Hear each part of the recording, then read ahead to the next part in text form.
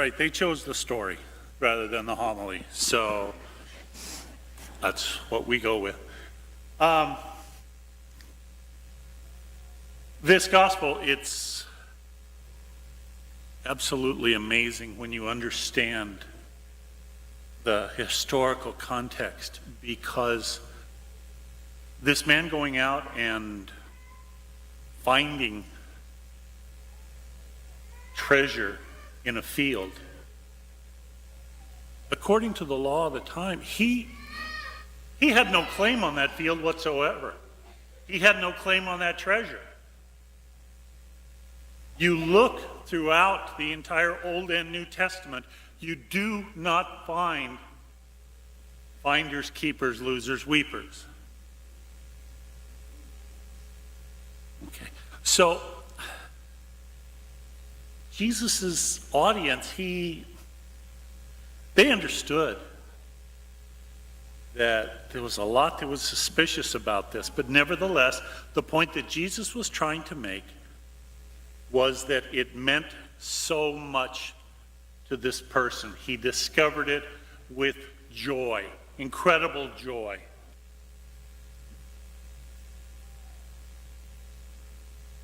And we're reminded that we need to, when we think of God,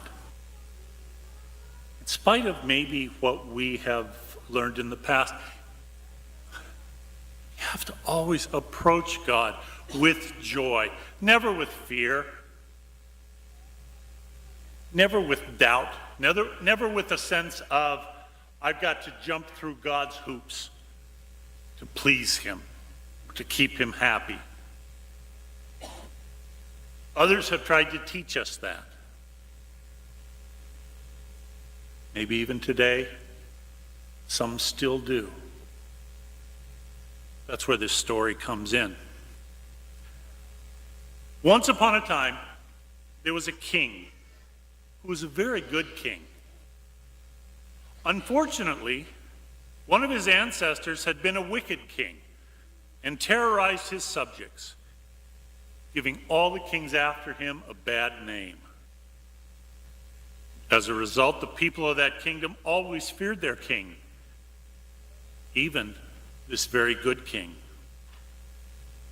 The king fretted about this because, like most people, he would rather be loved than feared.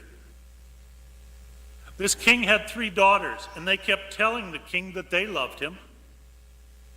One day the king had a great idea. He would send one of his daughters out among the people doing good deeds, and then the people would know that the king was good.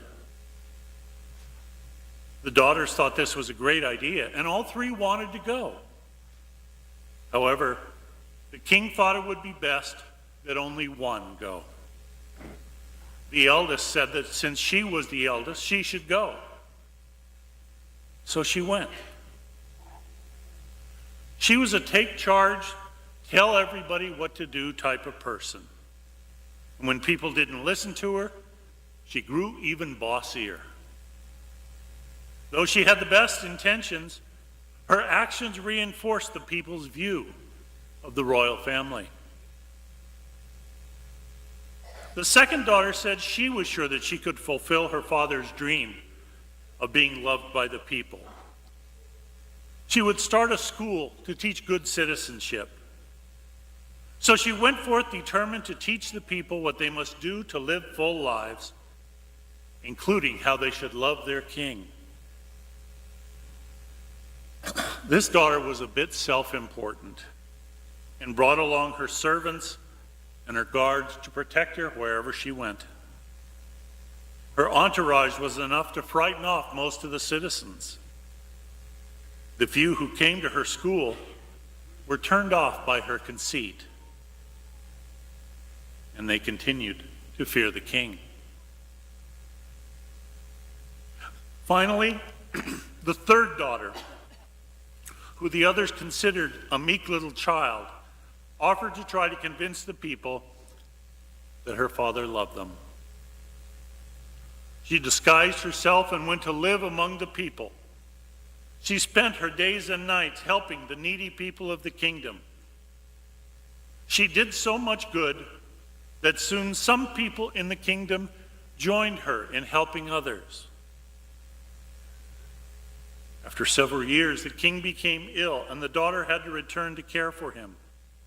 It was then that the people of the kingdom discovered that this meek and humble girl was from the royal family. They also saw how much she loved her father. They decided that if someone like her loved the king, he must be a good man. From that day on, the people of the kingdom loved their king and his descendants.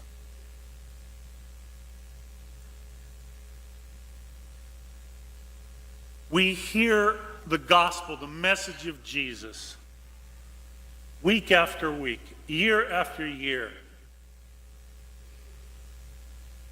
not to frighten us, not to humiliate us, but to remind us.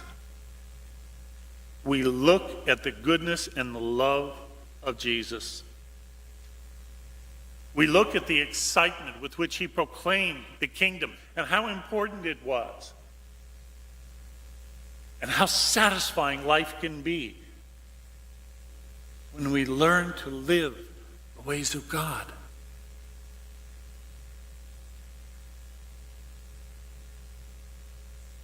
The more we continue to see that, the more we continue to embrace that, the more we are reminded of the goodness of God and his incredible love for each and every one of us. That's why we're here.